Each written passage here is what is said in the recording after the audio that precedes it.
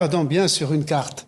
Cette ligne jaune était le premier signe de démarcation du premier retrait de l'armée israélienne de la bande de Gaza, retrait qui devait se prolonger jusqu'à la frontière de Gaza avec Israël. Or, ce qui se passe aujourd'hui, c'est sur cette ligne jaune, l'armée israélienne est présente et elle interdit le franchissement de cette ligne, notamment pour les paysans qui ont laissé des terres dans la région, qui est orange, qu'ils contrôlent exclusivement, où il y avait une agriculture assez prospère et qui est maintenant totalement dévastée.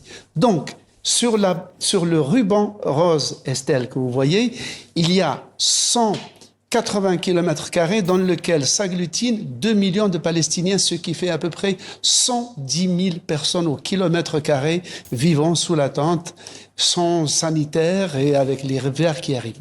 Ce qui se passe, c'est que cette ligne jaune est en train de devenir une frontière, peut-être inter-palestinienne, entre Palestiniens. Mais qui sont les Palestiniens qui se retrouvent donc avec les Israéliens ? Justement, parce que justement dans cette zone qui est à l'est de la ligne jaune, sous le contrôle exclusif israélien, il reste encore des clans palestiniens.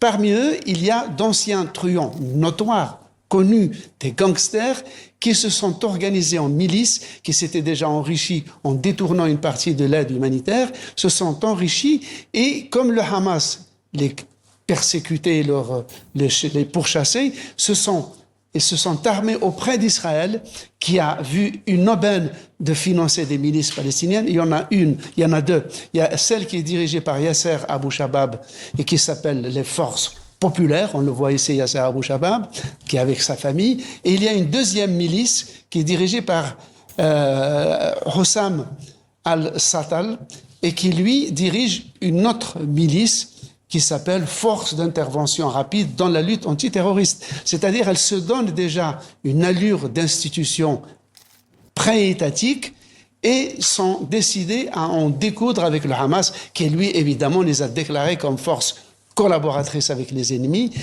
Et il y a donc déjà une guerre larvée entre les deux groupes. Ce qui fait que l'ONU, vous allez peut-être me demander qu'est-ce que pense l'ONU. Mais bien sûr, oui, qu'en pense l'ONU et surtout ceux qui défendent ce cessez-le-feu. Là, oui, ceux qui ont parrainé le cessez-le-feu et le processus, c'est-à-dire d'abord les États-Unis, mais aussi la France, les pays arabes. Eh bien, pour l'instant, il n'y a pas de commentaire public sur cette division interpalestinienne qui est en train de se manifester. Néanmoins, tout le monde est conscient que ça va être un véritable risque d'enlisement et de blocage du cessez-le-feu, d'autant plus qu'Israël pourrait avoir beau jeu de dire « Écoutez, moi j'avais prévu de me retirer de Gaza, mais maintenant j'assiste à une guerre civile entre Palestiniens au bord de mes frontières, donc moi je ne vais pas me retirer, je préfère rester ici pour protéger les frontières de mon pays. »